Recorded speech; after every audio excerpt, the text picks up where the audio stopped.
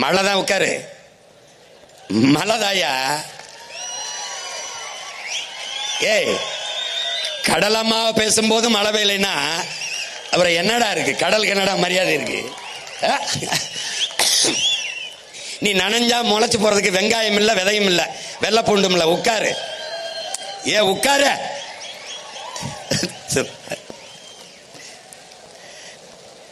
டேய் டேய், மழைக்கு மரியாதை கொடுக்க கத்துக்கடா. டே இறக்குடா. டே இறக்குடா, கீழே விட்டு உட்கார்றா. டே உட்கார்றா.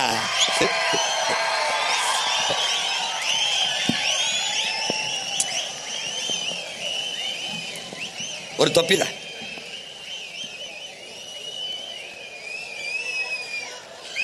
அவ்வளவுதான், போயிருச்சு. சும்மா நம்மளை வாழ்த்திட்டு போகுது.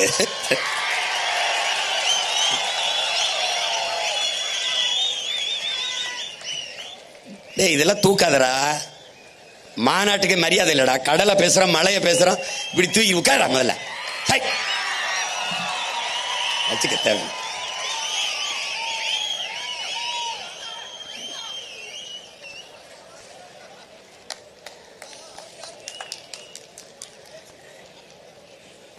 டேய், குண்டு மழை ஒழியும் போதே ஓடாம ஒரு இடத்துல என்ன வீர மறவர்களின் பிள்ளைகள். குளிர் குளிர் மழைக்காடா நம்ம கலைஞ்சு போயிருவோம்.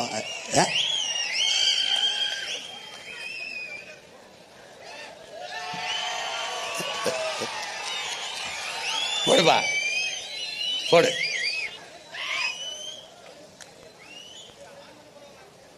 அங்க போடு, போடு.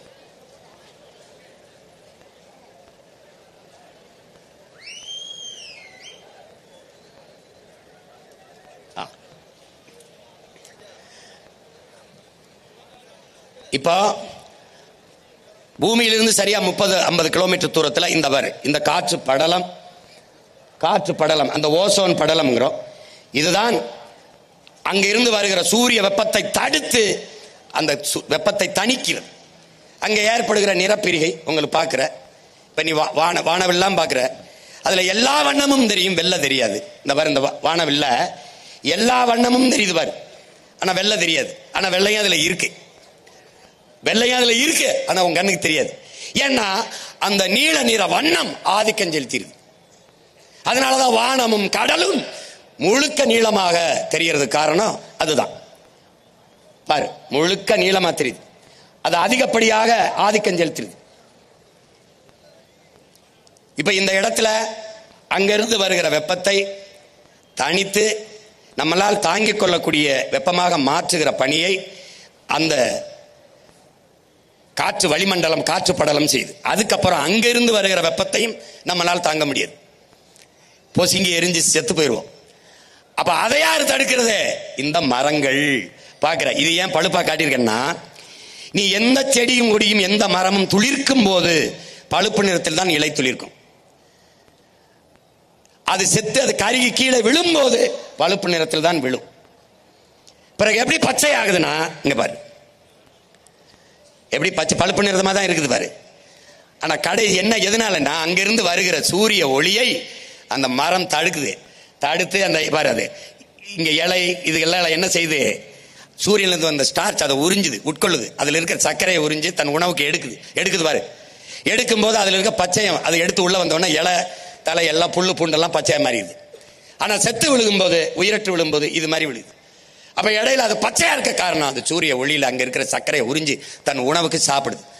சாப்பிடும் போது வெப்பத்தை உணவா உட்கொண்டு வெப்பத்தின் அளவை குறைக்கிறதுனால மரத்துக்கு கீழே நம்ம நிற்கும் போது வெப்பம் நம்மளை தாக்காம குளுகுளுன்னு இருக்குது, நிழலா இருக்குது. அப்ப யாரு பெரிய வேலையை செய்யறது? யாரு?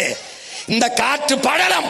அதை தந்தவள் கடலில் இருந்து போற அந்த ஆக்சிஜன், அந்த மூச்சு காற்று வளிமண்டலத்தை உருவாக்கிய கடலம்மா தரையிலே இருக்கிற இந்த மரம். இப்ப கடலுக்கு என் மாநாடு சீமானவன் தம்பி தங்கைகளும் போடுறாங்க, மரத்துக்கு என் மாநாடு சீமானவன் தம்பி தங்கையும் போடுறாங்கன்னு இந்த அறிவு கட்ட, இந்த கேடு கட்ட, கேவலம் கட்ட இனி எவனும் கேட்க மாட்டான்னு நினைக்கிறேன். சரிதானே? கேட்டா எவனா பேசுறான்னா என்ன சொல்லு, இரு உங்களுக்காக ஒரு மருத்துவமனை கட்டுறோம், பெரிய பைத்தியக்கார மருத்துவமனை சொல்லி.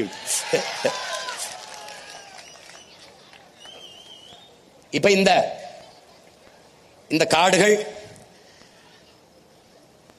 இது என்ன செய்யுதுன்னா, புவி வெப்பமாகறனால என்ன நமக்கு பிரச்சனை அப்படிங்கிறத நீ பார்த்துக்கணும்.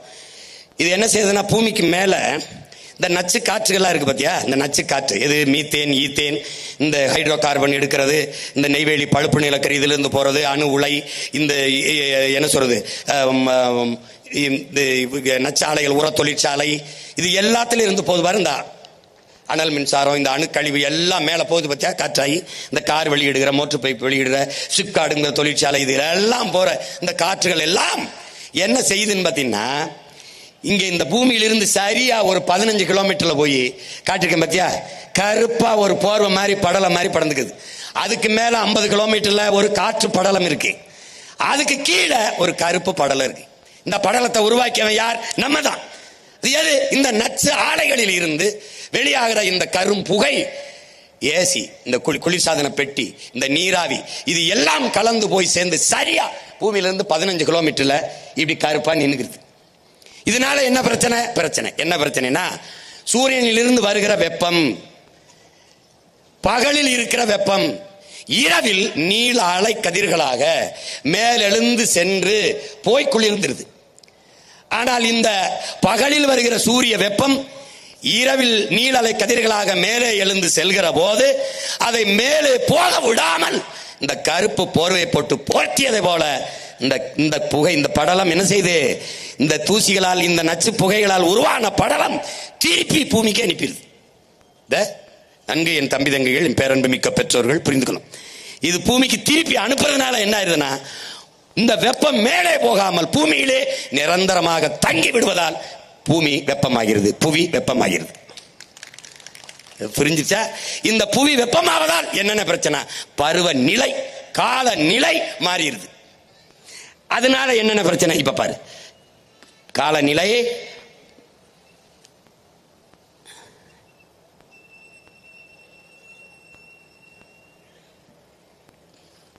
மேல போய் குளிர விடாம தடுத்துருது. அது அண்ணன் சொன்னதுதான்.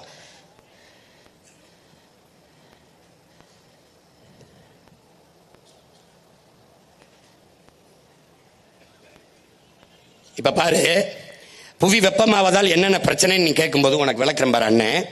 இந்த பூமி வெப்பமாகிறதுனால இப்ப என்ன செய்யுது, பூமியில பெரும்பங்கு யாரு? கடல் நீர். அது கொதிக்க ஆரம்பிக்குது, அது வெப்பமாகுது. இந்த கடல் நீர் வெப்பமாகும் போது பாரு, இந்த உலை கொதிக்குது, அந்த கடல் வெப்பமாகுது, கொதிக்குது, இங்க பாரு கொதிக்குது. இப்ப நீ என்ன புரிஞ்சுக்கணும்னா, இந்த வெந்நீர்ல ஒரு உயிரோட ஒரு மீனையோ ஒரு இதையோ ஒன்று போட்டினா என்ன போகும்? செத்து போகும். அப்போ கடல் அளவுக்கு அதிகமாக கொதிக்கும் போது என்ன ஆயிருது, கடலுக்குள்ள இருக்கிற பல கோடிக்கணக்கான உயிரினங்கள் செத்து போகுது.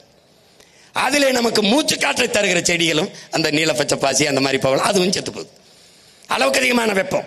இப்ப புவி வெப்பமாகுதுனால பருவநிலை மாறுவதால காற்று அழுத்தம் உருவாகுது. இந்த உருவாகுது பாத்தியா? உருவாவதுனால என்ன பிரச்சனை என்றால், பருவ மழை என்ற ஒன்று இல்லாம போயிருது. இப்ப பருவமழை பெய்யும், இந்த நேரத்தில் வெள்ளம் வரும், தேக்கி வச்சுக்கணும், இந்த நேரத்தில் விவசாயம் பண்ணலாம், வேளாண்மை செய்யணும் அப்படிங்கிறது மாறிடுது. அப்ப என்ன ஆயிருது, பருவநிலை மாறுவதால் பெரும் மழை, புயல் மழை என்று ஆயிருது. பருவமழையே இல்லை, பருவமழை கிடையாது. இந்த பருவமழை பொய்யாகி போய் புயல் மழை, பெருமழை, இது ரெண்டு தான் இருக்குது இங்க பூமியில. இனி இது ரெண்டுக்கு தான் வாய்ப்பு இருக்கு. காரணம் என்ன? புவி வெப்பமாகுது. இப்ப பருவநிலை மாறுது, பருவநிலை மாறுது, காலநிலை மாறுது என்று எல்லோரும் பேசுவான். அது மாறல. மாற்றினது யார்? இந்த மனித பதர்கள் தான். இதை நல்லா விளக்கணும். அதை மாற்றினவன் நாம் தான். அது மாறல.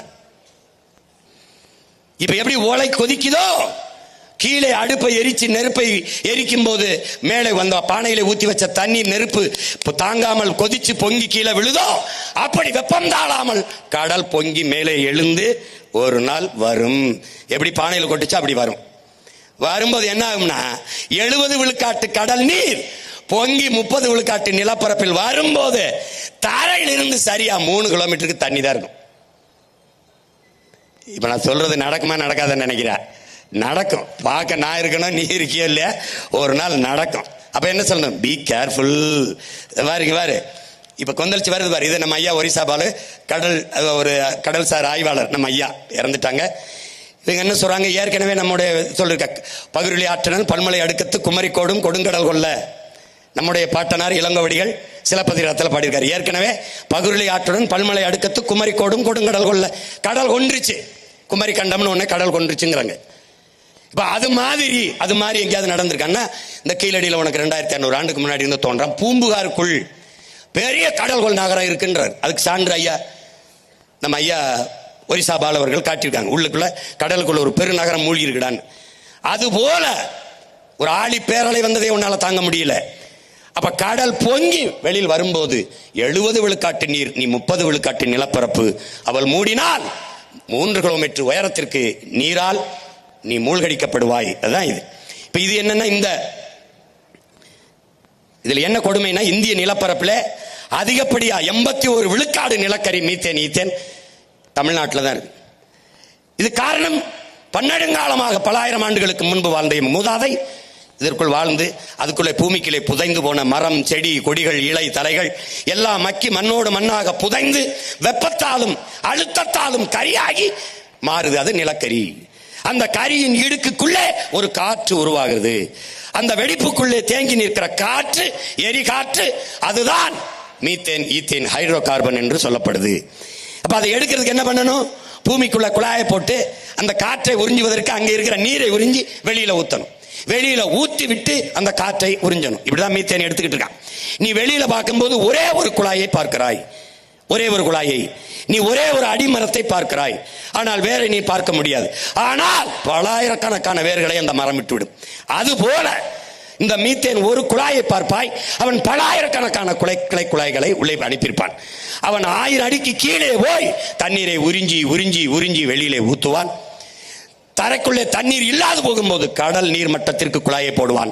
இந்த கடல் நீர் உள்ளே வரும். இந்த கடல் நீரையும் உறிஞ்சி தண்ணீரை வெளியே ஊத்துவான். நிலம் உப்பளமாகும். ஒன்றத்துக்கும் ஒரு பயிரும் செய்ய முடியாத அளவிற்கு நிலம் மாறும். இதனால் தான் அதை நிறுத்துங்கிறான். உனக்கு புரியுதுன்னு நினைக்கிறேன். அதை நிறுத்து. இப்ப 81 விழுக்காடு நிலக்கரி மீத்தேன் தமிழ்நாட்டில் தான் இருக்கு. அதுக்குதான் இதை வேட்டையாடுவதற்கு எல்லா முதலாளிகளும் இங்கே வர்றான். இந்த பசுமை கூட என்னது, நர்சரி. நீ பார்த்துருப்பா, இதுக்குள்ள இருந்துதான் இதுக்குள்ள நிறைய செடி கொடிகளை வளர்த்து நம்ம வெளியில எடுத்துக்கிட்டு போறோம். இது ஒரு நாற்றங்கால், இது ஒரு நாற்று. இதை பசுங்கூட விளைவு, கிரீன் ஹவுஸ் எஃபெக்ட்ங்கிறான். பசுங்குடில் விளைவு அப்படின்னு அறிவியல்ல சொல்றான். இது எப்படின்னா, இந்த குடியில பாக்குறீங்கள, இது மேலே இருந்து வருகிற சூரிய வெப்பத்தை உறிஞ்சிக்கும். ஆனால் கீழே இருக்குல்ல, இந்த வெப்பத்தை மேலே போக விடாது. அதை போலதான் பூமியிலிருந்து மேலே 15 கிலோமீட்டர்ல படர்ந்து இருக்கிற அந்த கருப்பு படலம் புவியிலிருந்து மேலே வெப்பத்தை போக விடாம தடுத்துருது. இதை பசுங்கூட விளைவு, கிரீன் ஹவுஸ் எஃபெக்ட்ங்கிறான். இது புவி வெப்பமாகுதல. இப்ப கடல் பொங்காம புவி வெப்பமாகாம இருக்க வேண்டும் என்றால் நமக்கு என்ன பண்ணணும்? இந்த நச்சு ஆலைகளை மூடணும். அதுக்கு என்ன மாற்று இருக்கு? அதே மீத்தேனத்தை நீ எப்படி எடுப்பா சீமான்? மக்கிய இலைதலை கழிவு, ஆடு மாட்டு சாணி, இந்த கோழி வாத்தினுடைய கழிவு, இதை குப்பை கிடங்கிலே கொட்டி அதை மக்க வைத்து அதில் எவ்வளவு வேண்டுமானாலும் இந்த எரிகாற்றை, இந்த பயோகேஸை, மீத்தேனை எடுத்துக்கொள்ள முடியும். வாய்ப்பு இருக்கு. வர்றேன், ONGC எல்லாம் நான் மூட திறக்கிறேன். புரியுதா உனக்கு? புரியுதுன்னு நினைக்கிறேன். போட எடுத்துக்கிட்டு போடா. அது அப்ப பூமியை வெப்பமடைய விடாமல் தடுக்க இருக்கிற வாய்ப்பு மரங்களை வளர்ப்பது. நீ வெயில் அடித்தால் கொடை பிடிக்கிறாய். பூமி தாய்க்கு வெப்பம், குடை பிடிக்க வேண்டும். என்ன குடை? பச்சை குடை. அது என்ன குடை? மரம். அப்ப 10 ஆண்டுகளில் பிரபாகரன் மகன், இயற்கை தாயின் பிள்ளை, என் தாய் நிலத்தை பச்சை போர்வையால் 10 ஆண்டு பசுமை திட்டத்தில் போர்த்துறேன். நீ பாரு, நான் செய்யறேன் மட்டும் பாரு.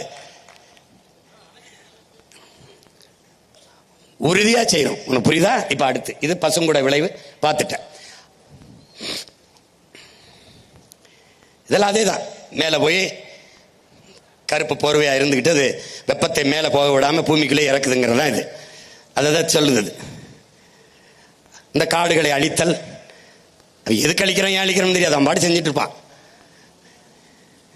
இதுவால் தான் புவியின் வெப்பம் அதிகரிக்குதுங்கிறத சொல்லுது.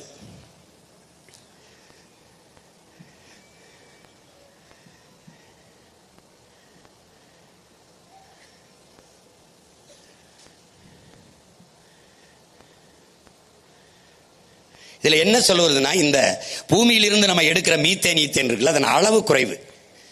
அந்த மீத்தேன் பயனும் வாழ்நாளும் குறைவு. அது எவ்வளவு தூரம் பயன்படும்? கொஞ்சம் தான். அதனுடைய வாழ்நாள் ஆயுள் அதுவும் குறைவு தான். ஆனால் அதனால் ஏற்படுகிற தீமை பின்விளைவு ரொம்ப அதிகம். அந்த மீத்தேன் ஈத்தேன் இந்த பூமிக்குள் இருந்து பல ஆண்டுகளுக்கு முன்னாடி புதைந்திருக்கிற அந்த மூலப்பொருளை எடுத்து ஏற்படுத்துகிற உருவாக்குகிற எரிகாற்று தயாரிக்கிற இந்த மீத்தேன் ஈத்தேன் இதுல இருந்து வருகிற நச்சுக்காற்று தான் காற்று மாசுதான் மிக அதிகம்ங்கிறான். அப்ப இதனால் ஏற்படுகிற பின்விளைவு தீமை தான் மிக அதிகம்ங்கிறான். அப்ப முதல்ல இதை கை வைக்கணும். இந்த அயோக்கிய பயலாம் மூடிட்டு மாற்று. சிங்கப்பூர் ஒரு சின்ன நாடு, இதே மீத்தேன் ஈத்தேனை மக்கிய மரக்கழிவில் இருந்து எடுக்குது. நம்முடைய அப்பா நம்மால் வரவர்கள் ஆடு மாட்டு சாணத்தில் இருந்து எவ்வளவு வேண்டுமானாலும் பயோகேஸ் எடுக்கலாம். என்னுடைய தம்பி மன்னார்குடியிலே மனித கழிவு ஆடு மாட்டு கழிவில் இருந்து பயோகேஸ் இந்த எரிகாற்றை எடுத்து வீட்டுக்கு அம்மாவுக்கு அடிப்பெருக்க கொடுக்கிறான், மின் விளக்கு பொருத்துகிறான், அவனுடைய உந்தூரிலேயே ஓட்டி செல்கிறான். என்ன காட்சி இருக்கு, நான் போடுறேன். அவன் வீட்டில் செய்யறான், உங்க பிள்ளை நான் நாட்டில் செய்யறேன்றேன். இவ்வளவுதான் புரிஞ்சிருச்சுன்னு நினைக்கிறேன்.